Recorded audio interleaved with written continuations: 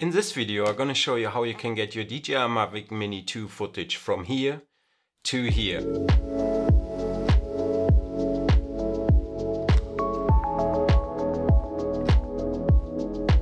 Hey guys, welcome back. I'm Florian. Good to see you guys. So recently I uploaded the video 8 tips for better cinematic footage with your DJI Mini 2 drone. And I got a couple of questions if I could show you how I color grade my footage, and this is exactly what we're gonna do. The principles are the same for Davinci Resolve, Final Cut Pro, Adobe Premiere Pro, whatever program you use, the principles are the same. I'm gonna show you it in Davinci Resolve because this is a program I use to edit my footage. But it's pretty simple, easy to copy. Before we start, a few things we might want to clarify.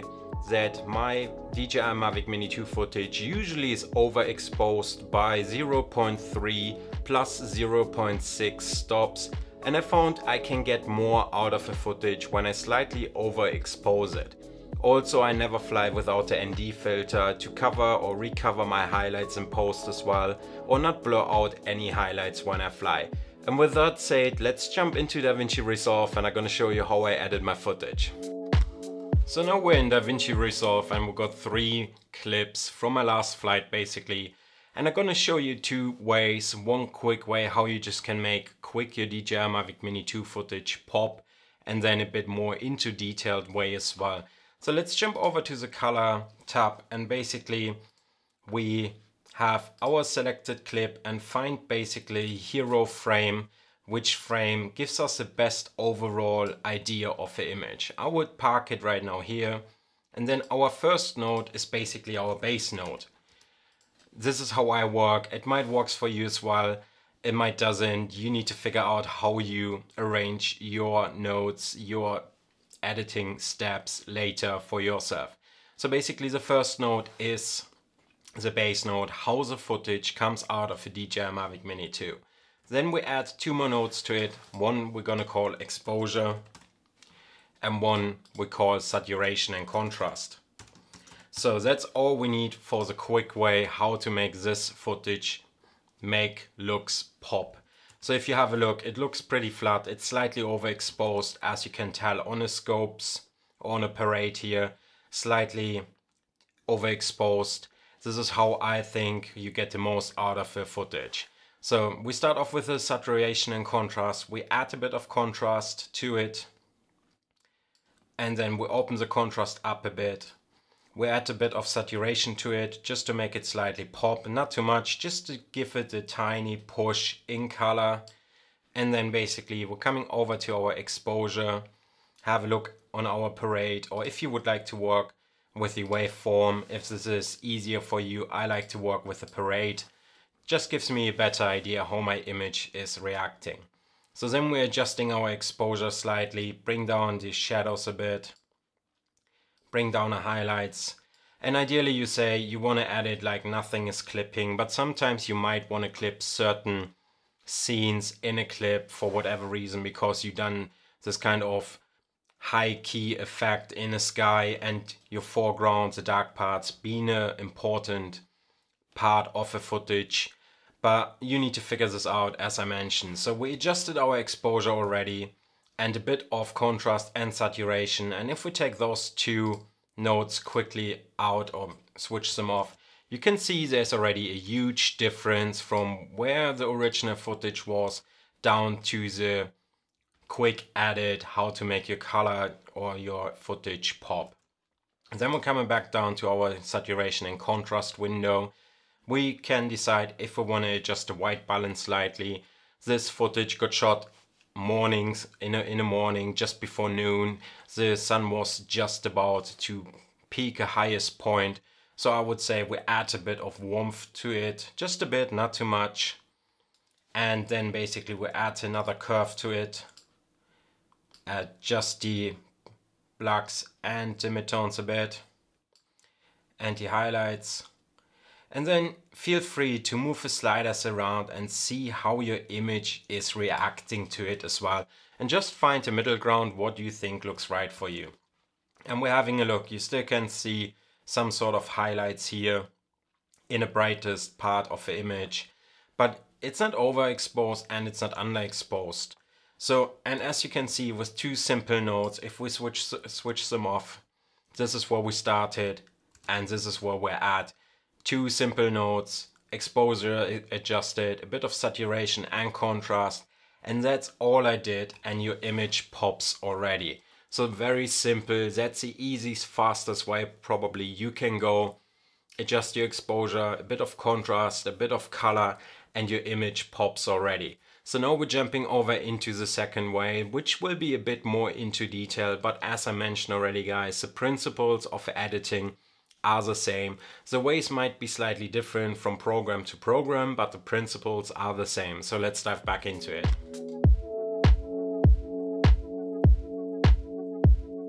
So we're using the same footage again. The principles are again the same. We find our frame, which we think gives us the best overall idea about the footage. Let's leave it here, and this is our main frame we're working with. The first window is our base window, how the footage comes out of the DJI Mavic Mini 2, and then we're going to add another 5 nodes to it. So let's move this all a bit around. So the first 2 nodes again is our exposure and our contrast and saturation. So let's give them a name: exposure, contrast and saturation. And then we're gonna have a look node where we give it a certain type of feeling to it. And then basically our final node where we could do some sort of final adjustments if needed. So again, I personally start off with a bit of contrast, and you can see how the colors coming out already just with adding a bit of contrast to it. And then we're gonna open it up with a pivot slightly again, add a bit of color, just a tiny bit, just to make it a tiny bit pop. And then we're coming over to our exposure and adjusting exposure first, bringing down our blacks a bit and bringing down our highlights. So we don't clip anything too much. The blues are slightly tiny bit clipped or in a darker part, but that's okay because we do got a few areas like in here in a cave where it's like dark, like pitch black.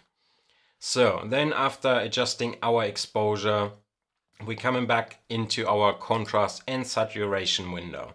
And then we can do a few more adjustments towards the image.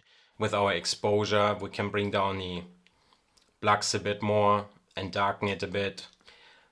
Work with our highlights or even our midtones. And then a lot of times when I do stuff like this, I also just move the sliders around and see how the overall image will react when I do certain moves or I adjust certain settings, such as like my highlight or my blacks. Then my next step usually would be I added a slight curve to it, bring down my blacks a bit, work with my midtones a bit, and my highlights. In this case, I'm going to push the highlights a bit further and add a little curve in here as well to bring down the highlights again.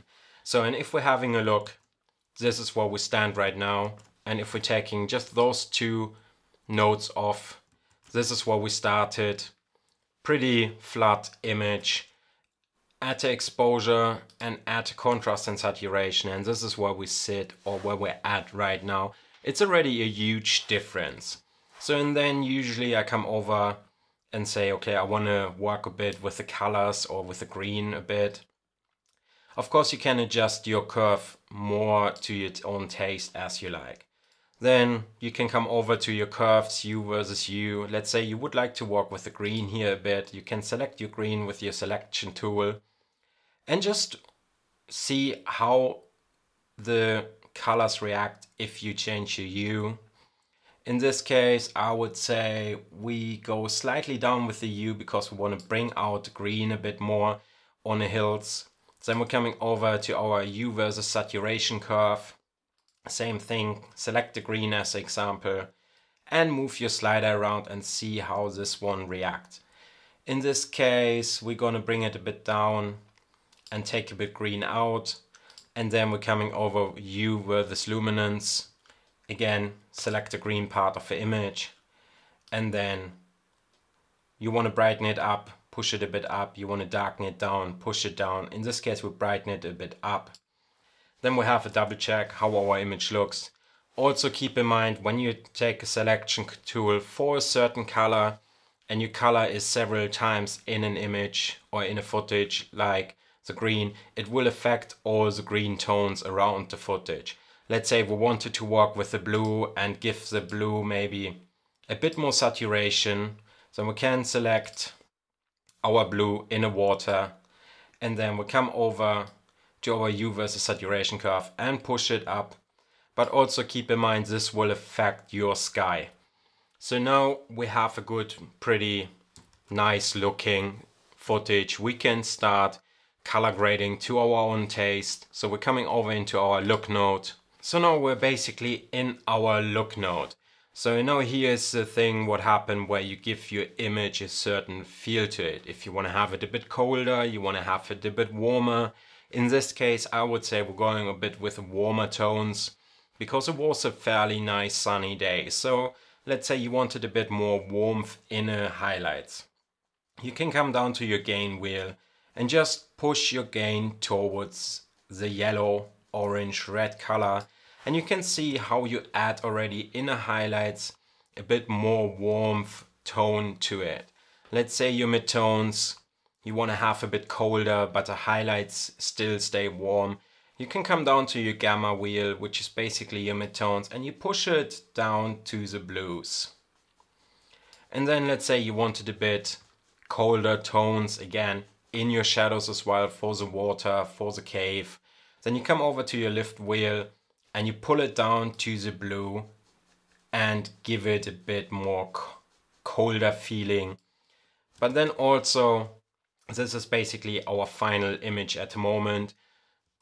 If we're coming back over to contrast saturation, you could add a bit of white balance to it as well. A bit of warmer white balance, let's say 40 warmth to the orange side, maybe +1 to the red, purple tint. And then coming back over to our look node, this is basically where we're at right now. And if we're taking those three nodes off, this is basically where we started with our base node, a very flat image. Then we added our exposure to it, which gave us already a bit more color. It looks a bit darker and richer already. And then we added contrast saturation to it, been editing a curve to it as well. And then basically our final node, the look node. And this is where we ended up so far. And then our final node, we could do some final adjustments if you wanted to, overall adjustments. But here we go, simple, easy, straightforward. A very simple, easy way how you can color grade your DJI Mavic Mini 2 footage. However, keeping in mind, it's just 100 megabytes footage, and you need to be careful that you don't crash or you don't get any bendings within a footage. However, I'm going to show you now how you can copy those settings from a first clip over to your two other clips. You might need to do a few final adjustments to it. However, all three clips will have the same settings. So now let's say you wanted to copy those settings over to the other two clips. You just do a right click on your image, crop still, come over to gallery, select your second clip, and then press right mouse click, apply grade, and you got exactly the same grade from a first footage down to your second footage. And then you keep going through your footages and you can copy them over as you would like to have them. Let's say we're coming down to the second footage. It looks a bit dark as a general footage right now, or compared to the other two, because it was a top-down shot as I filmed over the water. So let's select our hero frame. Let's close the gallery. And I would come into contrast and saturation and boost my highlights a bit up and just brighten the image a bit up. And as you can see, you got already a more similar look to the third clip or to the second clip. You could bring up your shadows a bit as well, just a tiny bit, not too much. And then maybe your midtones as well. If you need to do a few more final adjustments, you could work with your curve again. And then just adjust it to your liking. You could come over to this little window here and then come over here and click neighbor clips. And then basically you can see all clips next to each other and they matching quite nicely.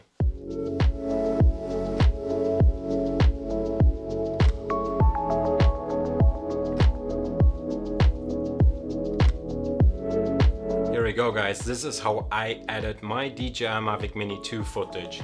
Very simple, easy, straightforward, no LUTs needed. You basically can create your own, or you could save it as a preset and use it on different projects as well. And with that said, I hope this little insight was helpful to you. And if it was, hit the thumbs up button. Like, comment and subscribe. Let me know what you think about this insight. And with that said, I'm gonna see you, my friend, very soon in another video. Cheers guys.